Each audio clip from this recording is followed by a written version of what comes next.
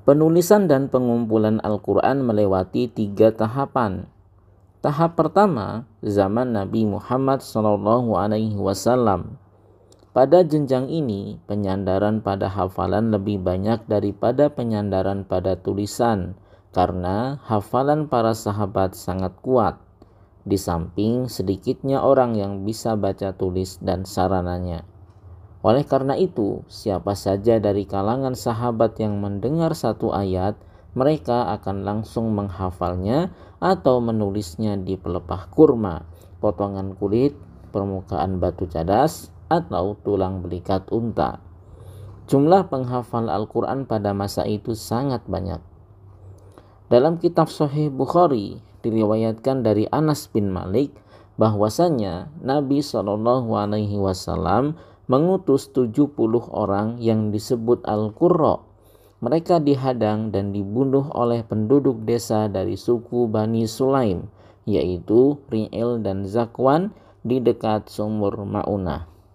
Namun, di kalangan para sahabat selain mereka, masih banyak para penghafal Al-Quran, seperti Khulafaur Rasyidin, Abdullah bin Mas'ud, Salim bekas budak Abu Huzaifah, Ubay bin Ka'ab, Mu'az bin Jabal, Zaid bin Sabit, dan Abu Darda. Tahapan kedua, pada zaman Abu Bakar As-Siddiq tahun 12 Hijriah. Penyebabnya adalah perang Yamamah. Banyak dari kalangan Al-Qurra yang terbunuh. Di antaranya Salim bekas budak Abu Huzaifah, salah seorang yang Rasulullah SAW memerintahkan untuk mengambil pelajaran Al-Quran darinya. Maka Abu Bakar memerintahkan Zaid bin Sabit untuk mengumpulkan Al-Quran agar tidak hilang. Kaum muslimin saat itu sepakat dengan apa yang dilakukan oleh Abu Bakar. Mereka menganggap perbuatannya itu sebagai nilai positif dan keutamaan Abu Bakar.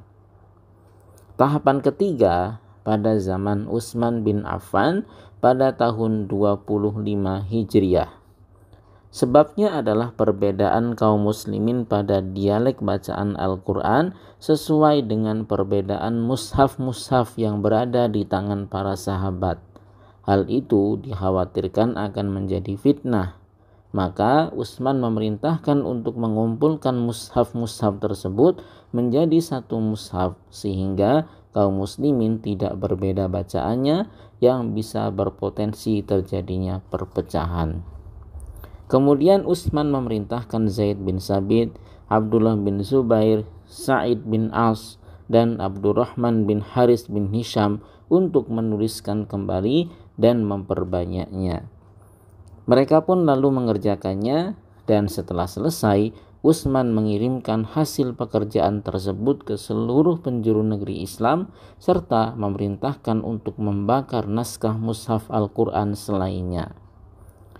Perbedaan antara pengumpulan yang dilakukan Utsman dan yang dilakukan oleh Abu Bakar diantaranya, tujuan dari pengumpulan Al-Quran di zaman Abu Bakar adalah menuliskan dan mengumpulkan keseluruhan ayat-ayat Al-Quran dalam satu mushaf agar tidak tercecer dan tidak hilang.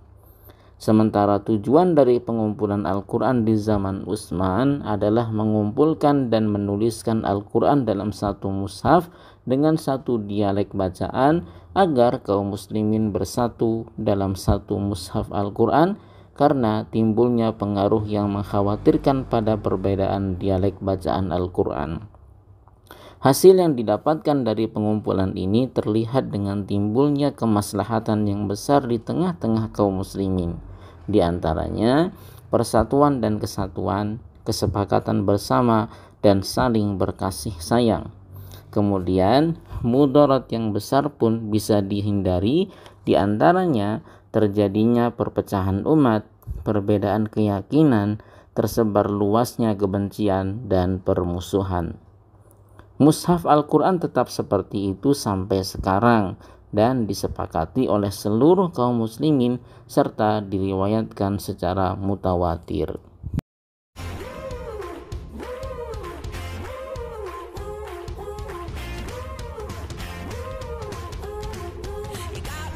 Got me wanting more, yeah. something that I can't deny. Got me so excited, got me feeling high, got me buzzing, yeah.